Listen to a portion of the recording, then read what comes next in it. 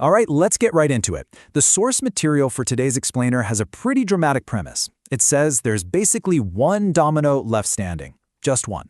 And when that final domino falls, well, things could get very, very different from anything we've seen before. And the source puts the stakes about as high as they can get with this line. The claim is that this time there's no central bank powerful enough to stop it, no bailout big enough to save it. Because this time, the cavalry, well, it just isn't coming.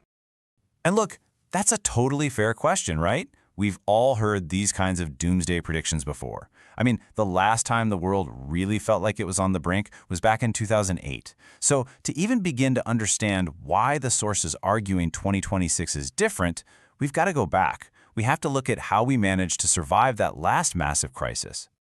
So let's rewind the clock a bit. What actually went down in 2008, and what tools did we pull out of the toolbox to drag the global economy back from the edge? You have to understand this playbook because it's crucial to understanding our current situation. It all kicked off with the collapse of a 158-year-old institution, Lehman Brothers. And the fallout? Wow. It was immediate and it was catastrophic. Credit markets just froze solid. Millions of people lost their jobs and trillions of dollars in wealth just poof, vanished. It was, without a doubt, the worst financial crisis since the Great Depression. But the system didn't totally implode. Why? Because governments and central banks jumped in on a scale we had literally never seen before. The Fed slammed interest rates all the way down to zero.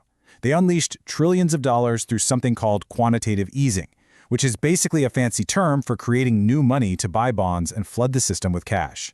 And on top of that, governments passed these huge bailout packages. They saved the system. And in the aftermath, this was the story we all told ourselves. We passed new regulations, we stress-tested the banks, and we came to believe the whole system was now safer, more resilient. But the source for this explainer, well, it argues that this entire narrative is fundamentally wrong. Okay, so let's get to the core of the argument. Why is this coming crisis potentially so much worse? The source really boils it down to two main things: an absolutely unimaginable mountain of debt and a policy toolkit that's pretty much empty. Just look at the numbers here. The scale is absolutely staggering. Back in 2008, the world was carrying about $142 trillion in debt. Fast forward to 2026, and that number is projected to balloon to over $250 trillion. So you see the problem, right? Instead of actually fixing the too much debt issue from the last crisis, we just piled on a whole lot more. And this slide right here, it just perfectly illustrates the core problem. You can see the imbalance so clearly. Since 2008, global debt has shot up by 77%.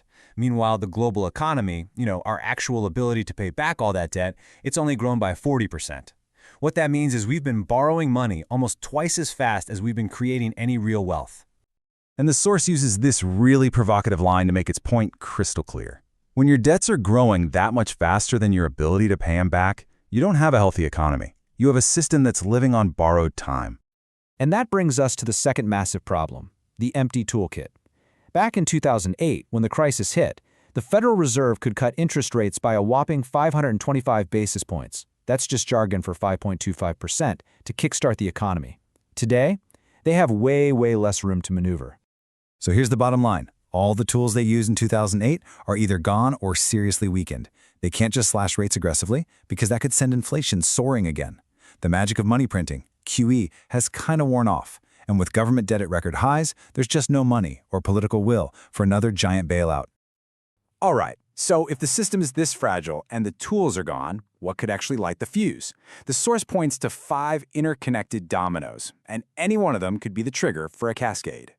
So these are the 5 big pressure points to keep an eye on: a meltdown in commercial real estate, a hard landing for China's economy, a wave of governments defaulting on their debt, a complete loss of faith in central banks, and rising global conflict. And the scary part is, they're all connected. So let's start with that first domino, commercial real estate. Just take a look at this number. In 2026 alone, a jaw-dropping $930 billion in commercial real estate loans have to be refinanced. That's a massive wall of debt that's coming due at what could be the absolute worst possible time. And here is why that is such a huge problem. Thanks to remote work, office buildings are emptier than they've ever been, but the loans on them are based on these old, inflated values. So as they come due, the owners can't refinance, and that leads to defaults. This sounds eerily similar to the subprime mortgage crisis from 2008, and there are hundreds of regional banks directly in the firing line. Now let's zoom out to the next two, which are global. Domino 2 is China's economy. It's dealing with its own huge property crisis that could ripple out and crash commodity prices, which would hammer growth for basically everyone. And at the exact same time, we've got Domino 3, sovereign debt. Major governments, from Japan all the way to the US itself, are struggling under record debt, making them incredibly vulnerable if interest rates were to spike. And this is really where it all comes together. As central banks try to fight the crisis and their tools just don't work, people start to lose faith in the system itself. That economic chaos then spills over into geopolitics, it fuels trade wars, instability, and potentially even real military conflict. You see? Each domino just knocks over the next one. So I know this all sounds pretty grim, but the source doesn't just lay out the problem. It also gives us a checklist of warning signs. Think of it like an early warning system for a financial hurricane. And this is where it gets really practical. The source lays out this dashboard, 10 specific, data-driven indicators that are basically our warning lights. We're talking about things like, the yield on the 10-year Treasury. That's a huge one for the cost of borrowing. Or look at number 6, the VIX. You've probably heard of it. It's the fear index. And there's number 8, the commercial real estate delinquency rate, which ties right back to that first domino we discussed. For each one of these, the source gives a specific red flag level. The great thing is, you don't have to be some Wall Street economist. You just need to know what to watch for on this dashboard. And the source gives us a simple game plan. If 3 or more of these lights turn red, hey, it's time to be cautious. If 5 or more are flashing, it might be time to start reducing risk. And if 7 or more are blaring, the message is pretty clear. The storm is here. So the ultimate takeaway here isn't about panicking. It's about preparation. The source is clear that economies and markets, they do eventually recover. But the key insight is that the tools to manage the next crisis are gone. And that means the journey could be a whole lot more painful, and the world that emerges on the other side could be permanently changed. We just can't rely on the old 2008 playbook anymore. And that really just leaves us with the final question. With global debt at an all-time high and the policy toolkit to fight a crisis nearly empty, the system is more fragile than it's been in our lifetimes. The dominoes are all lined up. The only question left is, will we be ready when that final one starts to wobble?